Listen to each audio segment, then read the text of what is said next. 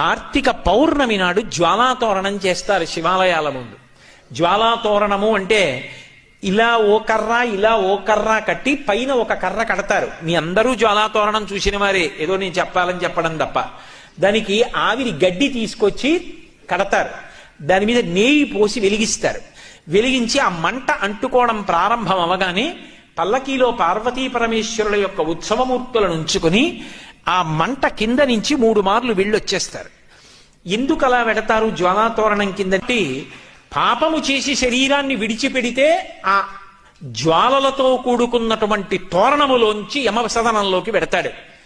ఒరే, ఇక పైన ఇలా పాపాలు చెయ్యకు, సద్బుద్ధితో ప్రవర్తించు, నువ్వు అక్కడ వెళ్ళవలసినటువంటి దారుణమైన పాపాలు నీకున్నాయి, వాటిని తీసేస్తాను, నీకోసం నేనొస్తాను సాయం. ఇక్కడ నా ఆలయం ముందే జ్వాలాతోరణం జరుగుతుంది. అక్కడ ఏ మంటల తోరణం కింద, చిచ్చు తోరణం కింద నుంచి వెళ్ళాలో అక్కడ నేను నీకు సాయం వస్తాను.